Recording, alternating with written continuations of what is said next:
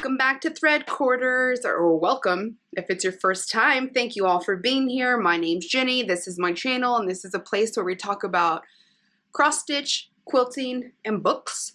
It's the end of May 2025, so I've got a wrap up for you. So grab a drink and some stitching or sewing, and we'll jump right in. It's hot here in Texas, so I'm going to try to run this video without my little R2-D2 air conditioner in here. So I may pull a Pedro and realize my hair is what's making me so hot. So I'm trying to stand up because I feel like I'm just a little cooler when I stand up. So anyway, I've got a Shiner Blonde here.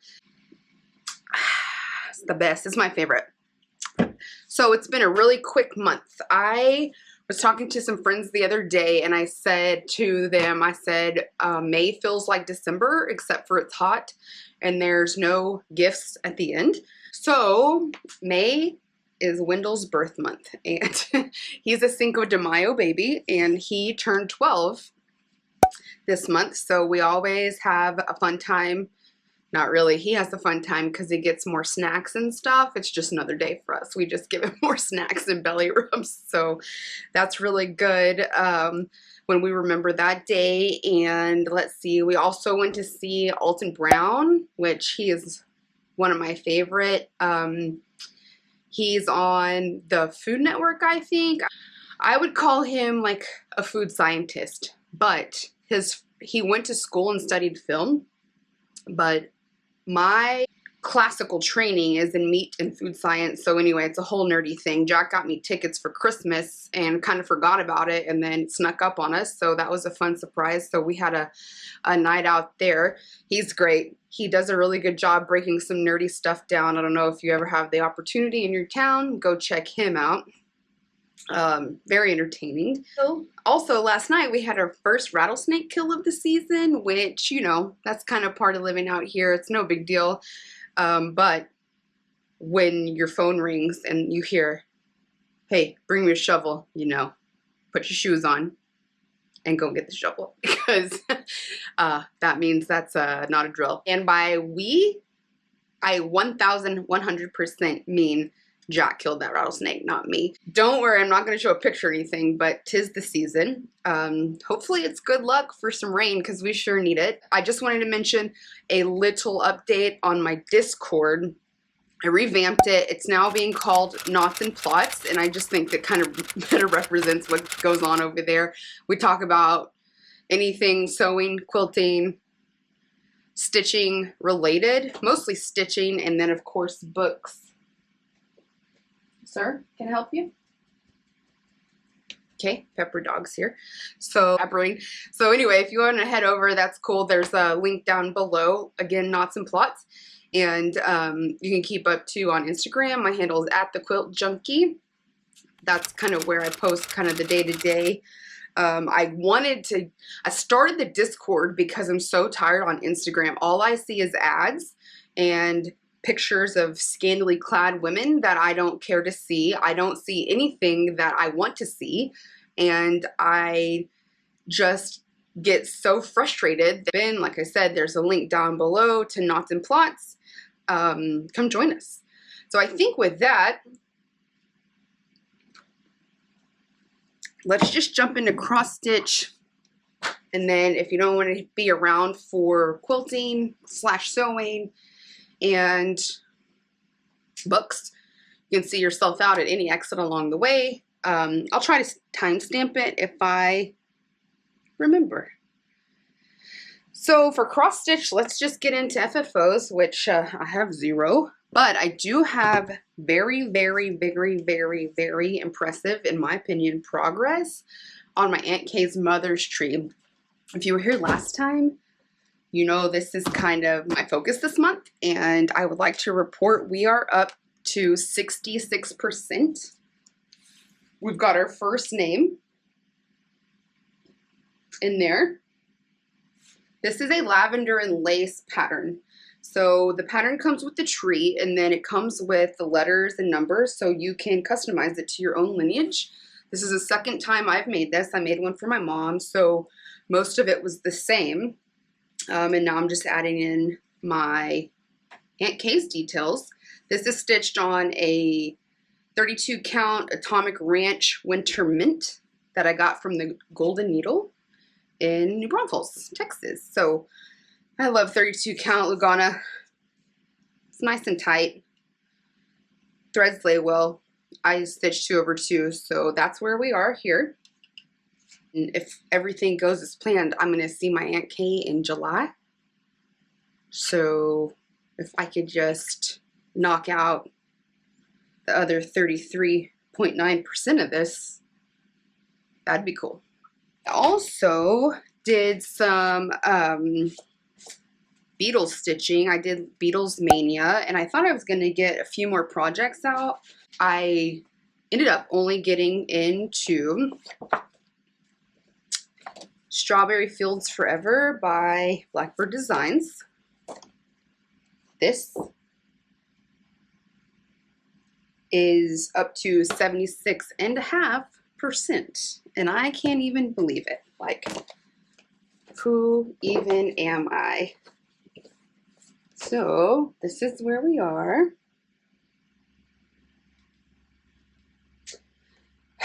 I kind of have an inkling to keep going on that because basically we just need the border, and this is like real thick stitching. Let me show you again.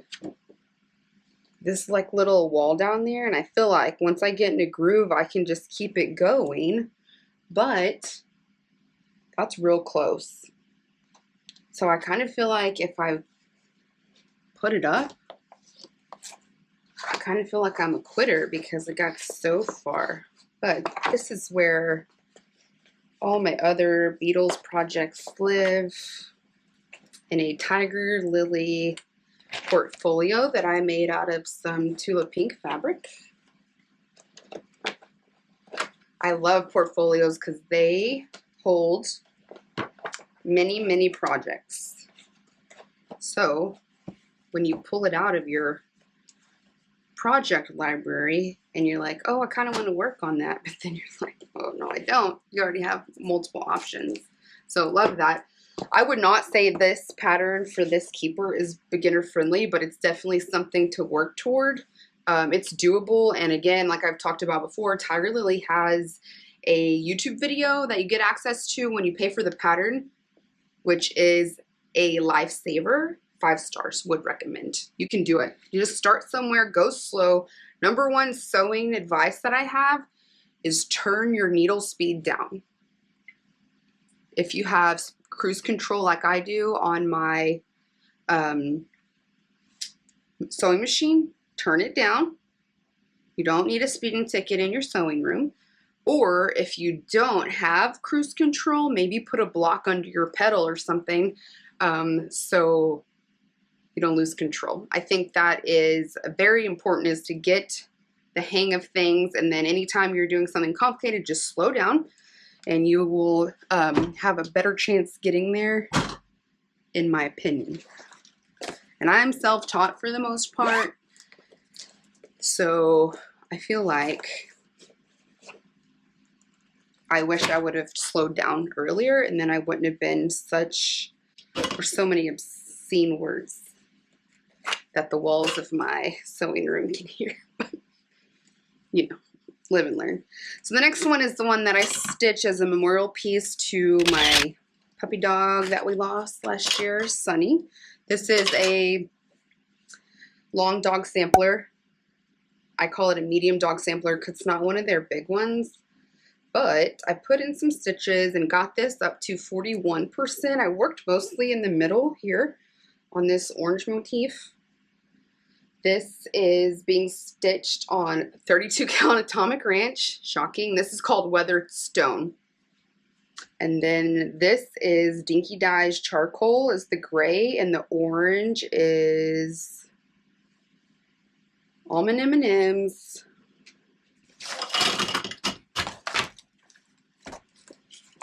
Calabasas, I think. How did my brain fart? Calabasas. Oh, got it. So we are getting there. And like I've said before, orange is not my color, but his collar was orange. So That's just kind of a little homage to him. He and Pepper Dog were litter mates. So I pull this one out monthly. I try to, just to get some stitching on it. That's all the stitching I've done, which, to be fair, is few projects, but lots and lots of progress. So I'm not mad about it. This year is the year of the finishes. I'm trying not to start anything. I've only got one start this year, so it's pretty good. As far as plans go, I think I'm just going to stick to what I have out, what I just showed you. I haven't bought anything stitching related except for skeins of 919 for this mother's tree. So sitting in here right now is 3 skeins of this darker color. Just so you know. I didn't even know how much it took when I stitched my mom's. And then too, my mom's tree was in a different color. It was on a neutral background. So it had a few more colors in it, but we decided to go kind of a green on green on green scenario for this. I think that's all the haul I had, but my girl Tara, Wildem Woman's Crafts, hooked me up with enough floss to finish Santa's coat in one of my stockings. This was an exclusive hand-dyed floss from one of our Gilmore Girl boxes. It's called Mom Touched the Pope, which was, when I got this, it was right, I think we were in a conclave, and it was just very fitting. So, of course, Tara sends a card with a bird on it. Who would have thought?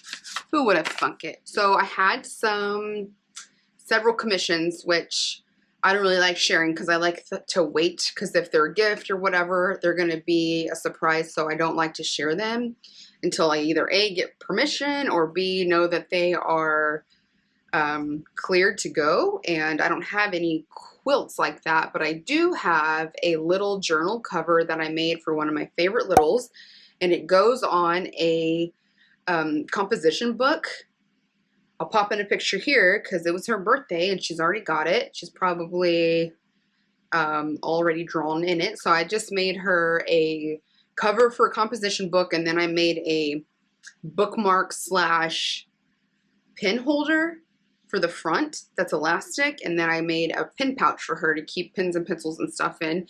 Not super friendly beginner, because there is a flip portion of it, and I think you can get there. But I like that it's a scrap buster kind of deal. You don't have to have a lot of equipment to make that. They're just reusable. You just can change the composition book in and out. You can make them to any journal size, completely custom. So give those a shot. I film myself. We'll see how that comes out, because I have put together like 3 or 4 different tutorials on how to make it work for me and my scraps. Whips, I am filming between projects right now, so I don't have any whips, but I do have some plans, which include hopefully my parents' pillows. I know we've been talking about this since January, but I just can't get the star to fit on a king-size pillow correctly. I would like to find a solution there so I can get those to them so they can have a matching set.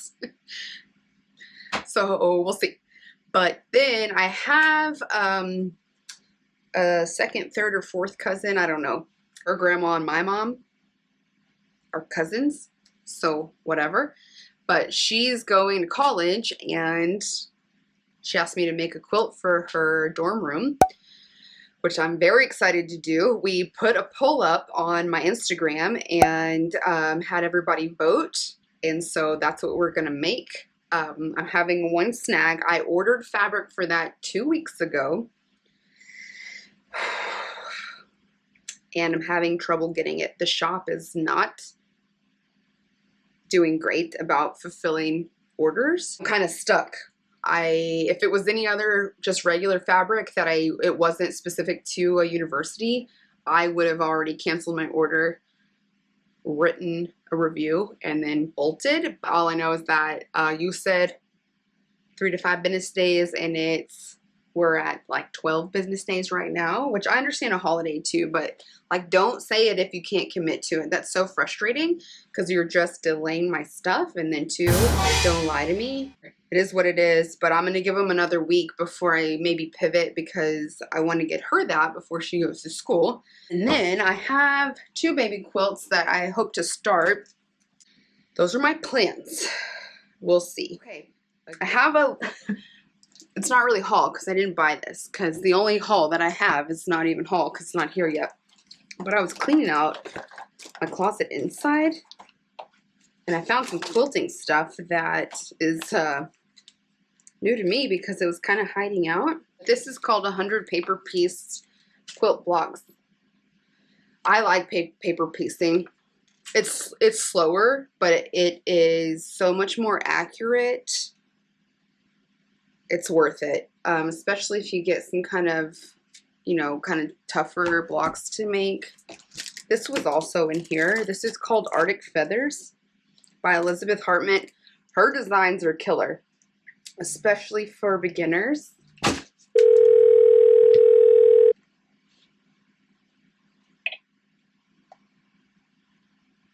Hello.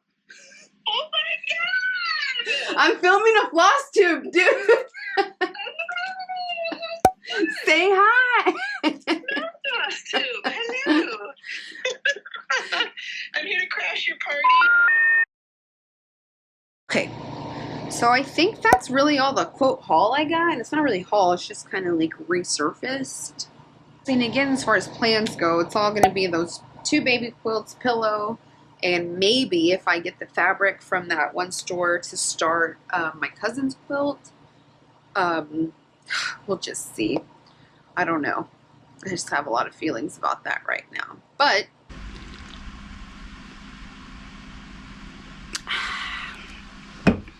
hey y'all, welcome to my office again. So I recorded the book segment of the program 2 days ago, I guess. I was watching it back and I was just in a different time. I don't know. I forgot books. I did not hit the points that I thought are important because at the end of the day, this segment is just to say, would I recommend this or would I not recommend this? And I was just babbling on and not doing a great job. So, short story long, here we are. I just wanted to pop back in and kind of go back through my thoughts on some books because I had some pretty stellar reads this month. And I'd like to share some. We're having a cold-ish kind of day, which just means it's like 74, 75. So I was cold this morning, so I had to bust out the pickle sweatshirt for the day. Is the air conditioner running right now? Yes. So let me just start at the beginning. The first book I read in May actually finished. So mind you, recap, I was coming off of a high with Ninth House, Leigh Bardugo, which thanks to Amanda Stitches, is I'm on a journey. So I'm just basically reading LB's total backlog. So I was coming off of 5-star for Ninth House, and I picked up, it's called Project Mind Control by John Lyle. And this, if you remember last month too, I had a book called Chaos that I was reading by Tom O'Neill, and it kind of connects the Manson murders to kind of misconduct and MK Ultra with the U.S. government. So this is your jam. If you enjoyed that, if you even kind of touch base on anything kind of nonfiction in that realm, I would definitely recommend Project Mind Control because it's just kind of a continuation of that. It kind of brings more, sheds more light on the situation. There's a little more research because they're written and released at different times. So there's more that's come out as far as like cases and paperwork and things have gone to trials. Project Mind Control is new. It was just released. And shout out to NetGalley for letting me do an advanced read on that. Listen, I guess. I didn't read it. I listened. I know some people get real fussy about that, but I don't. Okay. So if you're into that, so this was kind of about the creation, like how we got there, and then how it's been maintained and swept under the rug. If you're into that, recommend. Okay, so I also thought that this was pretty well organized and researched, which I like that. That always raises trust levels for me. I will say I had some things that I wasn't too pumped about. I should have cut myself off like maybe 3 or 4 chapters before the end, but how do you know that if you don't read it? Am I right? So we get into all these facts, blah, blah, blah, blah, blah, right? It's all laid out there. Freedom of Information Act allows all these documents to be pulled. That's fine, whatever. And then at the very end, the author's like, okay, so I just laid all this out for you. So whatever you were thinking and whatever decision that you came to on your own, throw that away. And this is actually what you should be thinking, which I despise. Like, why did I read all this for somebody to tell me what to think? I have a real problem with that. And the irony is not lost on me that this was called Project Mind Control. Would have liked that to just not been in the book, period. Again, it was free to me, so it was no problem. I still gave it a 4.5 stars because, like I said, it was well researched. Also, at the end of April, I had started reading Stephen King's 11/22/63. I loved this book. I gave this a 4.5 star.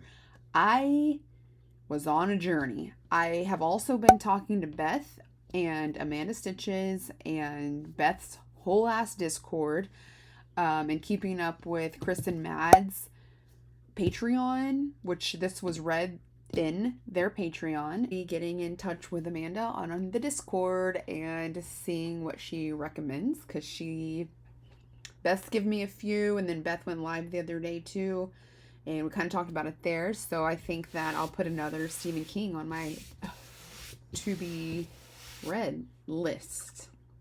But I think that on my Instagram, when I posted my little micro summary, the song I used was If I Could Turn Back Time by Cher, because that's funny to me. The whole thing is about time travel, and our main guy goes back in time through a portal that's in a diner. And I just had to chuckle at some of these parts. The diner owner keeps going back in time to purchase cheap ground beef so he can keep his prices low, but of course he's got a reputation in town of having some mystery meat or some alley meat, or dogs, cats, etc. in his burgers, because how else can he keep his prices so low? I thought that was hilarious, and I'm not gonna lie, I would have been kind of drawn to do the same thing, especially if that was my livelihood depending on it. So I thought that was funny. Character Al, who finds the portal in his diner, then he gets Jake to go back in time to try to save JFK from being assassinated, and we get kind of the play-by-play. There's some kind of practice adventures back in time, so there's a few trips back in time that go that we see happen and unfold, which is fun. And I was recapping this to Jack, and he was like, no, this is impossible. Everything we need to know, we know from Doc Brown about time travel. I don't know why you're reading this crap. Just kidding. But he said, he was like, well, we already know what we need to know about time travel. And I thought, yeah, we were definitely made in the 80s and children of the 90s, because he's true. He had a point. He can only travel back at a certain time, so he kind of has to burn some time until the assassination occurs. So naturally, he gets him a lady. Naturally, he starts betting on sports games that he knows the outcome to, which that makes sense that why Jack was like, no, is this a redo? What's happening? But that happens. I mean, Jake had to make some money somehow, and we just get into like he's a character that is likable and he's making friends, and then you're just gonna poof back. So there's a lot of thought provoking going on here, which I like. I like that kind of Stephen's writing style is elevated. I really enjoy that. So I would say do it. I read it is a bit of a doorstop. It's thick. I don't remember how many pages it is, but I read it on my Kobo and listened to it audio. Or if I hadn't listened to it audio, I think that I'd still be reading it. I mean, it's pretty thick. She thick. Again, I have some cons, y'all. I always do some pros and some cons in my little micro reviews. And one of these things, again, the cons were the geographic stereotypes, because obviously this is set in Texas, okay? A lot of it is. Some of the pronunciation of the towns, some of the stereotypes are just offensive and inaccurate. There's a part where he says, I can smell the oil fields of Midland, Odessa from Dallas. Sir, every time I read one, I'm like, lie, fake, nope, didn't happen. That's not how you say that. Like the town Seguin from. But again, at the very end of this, we get all this information. There's so many historical facts that are pulled into this book that it feels very real. They're things that we know or have been taught for years and years. And we all know this is kind of a controversial, like what actually happened that day. And I didn't like at the very end, here we are again, just saying, here's what actually happened. And Mr. King, no offense, but this isn't a history book. This is fiction. So I don't know why we went there, but we sure did. And I just was irritated by that. Not a big deal, but I just try to understand, like, why? There's so many things, like, you just, like, say less. We live in a society now where we get such quick satisfaction by, like, just Google it or just DuckDuckGo it or just look it up right quick. That's fine. That's great. It's handy, but back in the day at Bunny's house, we looked it up in the encyclopedia, okay? And so you read it, and I wasn't like, hey, let me just give you the answer. Like, thinking through it is part of the whole reason that I like to read, because it's my experience with the book. It's my opinion. I don't like being told what to do, what to think. Back to my problem with authority. And I just, bam, bam, twice in a row with these two. No, stop telling me what to think. It's not necessary. Oh, those first two books were both kind of in the same vein there. And then I went completely in another direction with some historical fiction. This is Bringing Up the Bodies. And I got this at our Entertain Mart. If you don't know what an Entertain Mart is, girl, you're missing out, because it is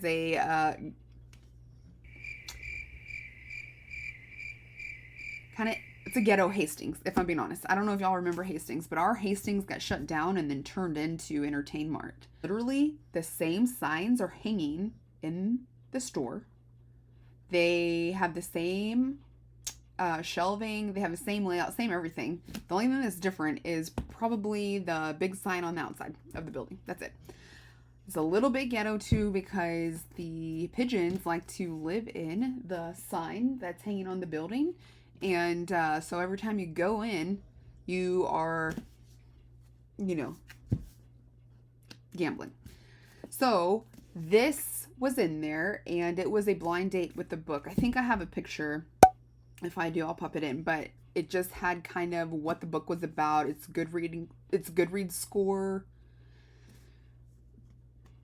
I don't even know. Maybe something. Whatever. You'll see here. But anyway, so I picked this up because it's about the Tudors, which they're the original tea spilling family. So if you want to put the tea in Tudors, pick this up. I do wish I would have known that this was the second in the series. That's okay. I'm going to read the first one. But basically, this is a behind the scenes account of Anne Boleyn's downfall. Okay. And execution. That's included too. If spoiler alert, she doesn't make it. So again, we have kind of like the skeleton of history. And then this book is like filling in all the gaps. And she does a really good job about making you question, like,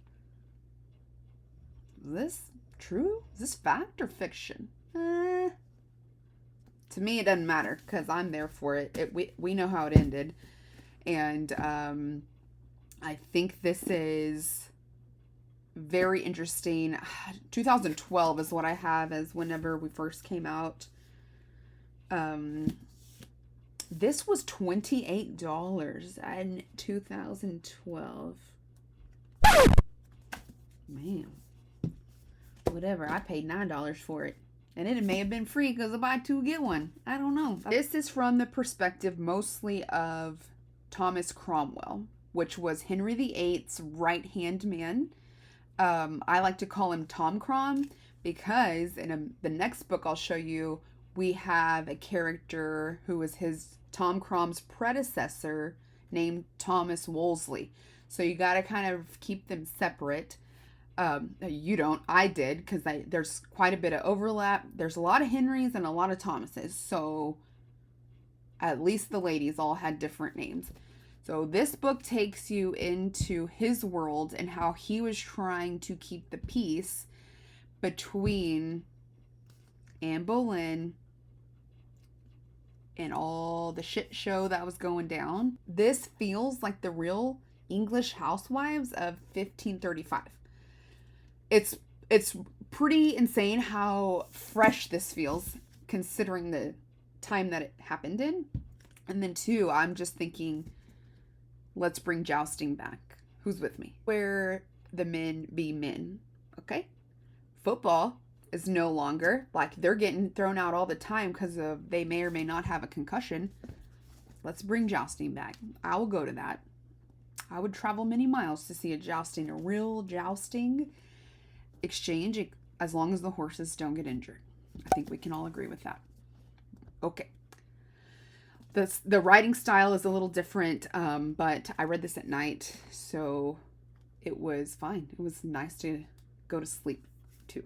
And then, after I read this little 4.25 star girl here, I got onto my NetGalley page, and they had updated what was available.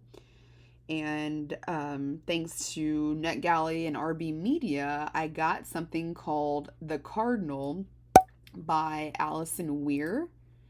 And this book was about, like I said earlier, Thomas Wolsey, who was before Thomas Cromwell. So he was actually hooked to Henry VII and then rolled into Henry VIII. And Henry VIII kept him for a while, helped him grow through the Catholic Church. So he ended up being a cardinal. He was the son of a butcher, I think. And so he came up all the way to basically almost Pope status. But in this book, of course, it's historical fiction. There's conversations about him being considered for popehood. But you get all this, right? And then you see the shift. And it was just very interesting. I was reading this during the conclave. Very strange. Like I said earlier, Tara had sent me a link, the thread called Mom Touched the Pope. It was just like simpatico, baby. Love when life overlaps like that. But this is a friggin' page turner. When it comes out, it may be out now. I had it early, but I want to say it's out now, like this week. Wives, secret kids, you know, because he's in the church and he's supposed to be celibate and all this. Spoiler, he's not. Then we see the downfall because he gets crossways with Anne Boleyn. That bitch. I mean, talk about stirring the pot. So I recommend this. If you're in the historical fiction at all, if you're into that, I love these. These are just so good. And then they just are so, the setting is so far back in time. I mean, it's like in the back day. It feels like fantasy. So, like the use of a chamber pot feels like fantasy. That's more fantastical than Fourth Wing to me at this point. Chamber pots or dragons? You tell me. Leave me a comment. Let me know. What's more fantastical for you? So, that was a 4.25 star. I recommend it. I will definitely, she's got a pretty sizable catalog as well. I will be keeping an eye out for her past books. And I had to keep saying, is this fact? Obviously, all history could be a bit of fiction. I mean, like, you only know from the perspective of who wrote the story. That's why you say, like, an American version of the Second War and an English version of the Second War and a Japanese version of the Second War. That's all the same story, but you know we all got to the same place differently. So I think this is what's really neat about these books, is that you're seeing that journey, and believe what you want to believe or don't. Those 4 books are quite different from each other, but I got another one. Queen of All Mayhem by Dane Huckelbridge, and I only gave this 3.5 stars, and I don't know that I could recommend it. I think I would have to just make sure it was the very, perfect person to, but basically Queen of All Mayhem is about Belle Starr. She was a outlaw. She's an outlaw by Tim McGraw, and she was not from Texas, but she moved here pretty damn quick, and then she just tore it up from Texas to Oklahoma. Here we are. This is a nonfiction book, once again, of, her name's Belle Starr, a famous female outlaw. It feels more fantastical than dragons and spells and phoenixes that can pull you out of a chamber of secrets. You know what I'm saying? It's just kind of wild. But the person that wrote this is a descendant of Belle Starr, so that's how he's on this journey. And he just talks about wanting to know who's right, basically sitting at the dinner table at Thanksgiving or different family events, because everybody has their own take on what happened. So he goes back and he starts pulling in as much data, which is basically newspaper articles. A newspaper is something that we used to have where they would print stories and then they would go out to the people. But anyway, so he kind of backtracks and pulls stories. I wrote Western Lore Rides Again. I'm ready. I was listening. I'm like, oh, man, here we go. It's been a while since we've had any outlaws. So it's time. And I keep seeing all these cowboy romance books pop up. Gross, number one. We are a proud people. There's no need to make fun of us, because you get a lot of colorful Western lore. You get a lot of family drama, and then you get a lot of things that are in our culture. I will say, the problem with any kind of outlaw situation is it's glorifying criminals, and that, doesn't really sit well with people. I don't mind. I think it's kind of the American way. Regardless, pick it up if you want, don't if you don't. I went from that 3.5 star to a 3 star, which was A Good Girl's Guide to Murder. I already got rid of that book. I actually physically read that one. I screened it for my niece. She's an advanced reader, so we've got to screen things to make sure that she's not bored with what she's reading, but also isn't reading about things she doesn't need to read about. And this was one of those. So this was a book, in my opinion, that included mature topics that did not add to the story. That's why I'm salty about it. It was I had whiplash after this because I didn't guess the end, which, love it. But I just wish that we didn't have to include mature topics. So a dog dies in this. We don't go down that way. So, you will stay on the edge of your seat. Throw that book across the room at the same time. So, heads up. Oh, my last finish. It's going to be hard to follow. 6 of Crows. This was recommended by Chris and Mads. I gave this 6 stars. I loved this. I'm already into Crooked Kingdom, the second one. This is also Leigh Bardugo. I don't know if the timing was just right on this book, or if I just was down because it reminded me of the Lost Boys from Peter Pan and the Boondock Saints coming together. High stakes, multi POV. I just love her writing, and the fact that this book, this is about secret Yale societies, okay, with a little bit of dark magic, and this book came from the same brain, is amazing. And the writing style is elevated. I loved it. So I don't think I posted this one, but my song for Instagram will be Gypsies, Tramps, and Thieves. I was kind of on a Cher kick, right? Yeah, because I said if I could turn back time. I don't even like Cher. What happened here? Boondock Saints. Kaz is Rufio. Rufio. Magic and guns. Love it. Love it. The only thing is again, these kids, they're not kids. They're older teens, and they're criminals, straight up criminals. They've been dealt a bad hand throughout life, but it's still kind of like in the back thread is I don't like cheering for criminals, but we do it in so many books. It's just such a conundrum for me, but if you're cool with it, like I said earlier, it's the American way. Bangarang, baby. This book was addictive. This was like, girl, change my name to Paige Turner. There's 6 main people in here, okay? They go on a major heist, and they're kind of a motley crew at the same time. Oh, maybe I could use a Motley Crue song. I think that's what I have for reading. Sorry about the change of scenery, but too, I like it in here a little bit better with my books because I keep them inside and I can kind of flip through and remind myself what's up.